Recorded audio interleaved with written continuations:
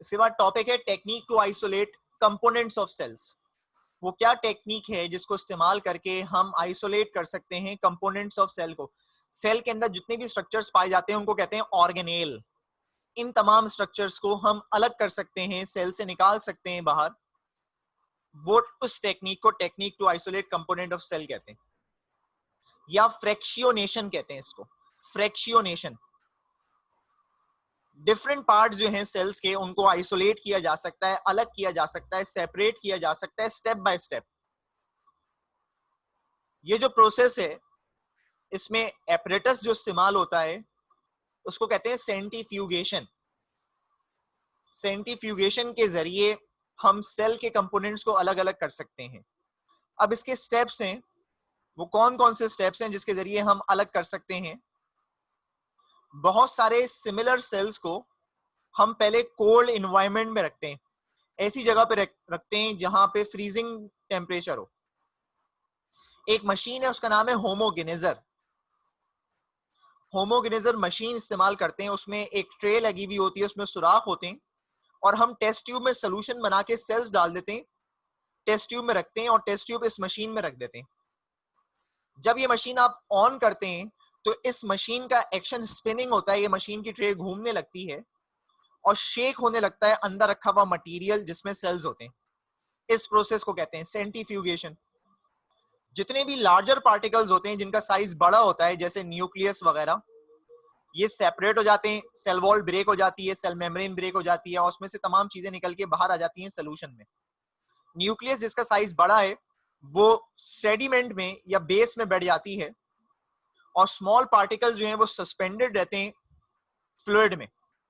आप मशीन बंद करते हैं, मशीन ऑफ कर देते हैं, जैसे ही मशीन ऑफ करते हैं आप ये टेस्ट ट्यूब बाहर निकाल लेते हैं और टेस्ट ट्यूब बाहर निकालने के बाद जो भी चीज सोल्यूशन में थी, सस्पेंडेड थी, उसको आपने फिल्टर के जरिए अलग कर लिया और जो चीज बेस में बैठ गई थी जैसे न्यूक्लियस वगैरह या जो वो तमाम मटेरियल जो हैवी थे जो बेस में बैठ गए थे उनको आपने अलग कर लिया।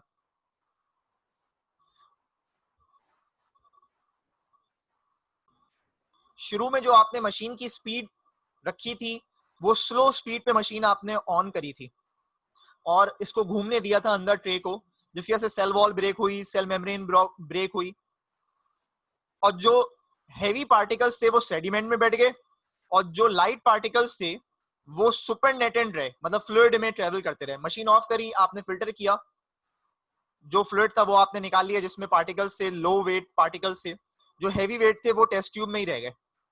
यानी कि आपने अब क्या अलग कर लिया, न्यूक्लियस को अलग कर लिया, इस तरह के जो भी हैवी मटेरियल थे वो अलग कर लिए।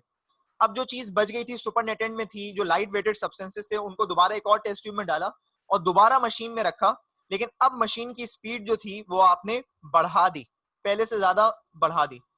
जब पहले से ज्यादा आपने स्पीड बढ़ाई मशीन की तो अब ये जो दूसरे पार्टिकल्स थे वो भी अलग अलग होना शुरू हो गए। मशीन बंद करते रहे आप, जो चीजें बैठती रही उनको अलग करते रहे आप, तो स्टेप बाय स्टेप आप चीजों को इस तरह से अलग करते रहते हैं। ये देखो, ये मुख्तलिफ टेस्ट ट्यूब आपको नजर आ रही होंगी। 10 मिनट के बाद एक चीज अलग हो गई, फिर 10 मिनट के बाद एक और चीज, फिर 10 मिनट के बाद एक और चीज, फिर 10 मिनट के बाद एक और चीज, या कुछ देर के बाद कुछ और चीज। तो अलग अलग टाइम फ्रेम पे अलग अलग चीजें जो हैं वो अलग हो रही हैं। जैसे अगर आप देखें तो 10 मिनट के बाद न्यूक्लियस सेडिमेंट में बैठ गया तो न्यूक्लियस अलग कर लिया। फिर 10 मिनट के बाद जो है माइटोकॉन्ड्रिया, लाइसोसोम, पेरोक्सिसोम अलग हो गए।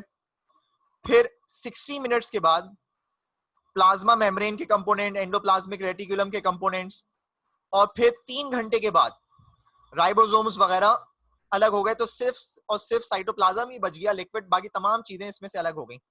तो 10 मिनट्स, फिर 60 मिनट, फिर 3 आवर्स। पहले 10 मिनट में न्यूक्लियस, फिर 10 मिनट में माइटोकॉन्ड्रिया, लाइसोसोम, पेरोक्सिसोम्स वगैरह, फिर 60 मिनट के बाद एंडोप्लाज्मिक रेटिकुलम और प्लाज्मा मेम्ब्रेन, और फिर 3 आवर्स के बाद राइबोसोम, क्योंकि राइबोसोम सबसे छोटे होते हैं तो सबसे आखिर में अलग होते हैं।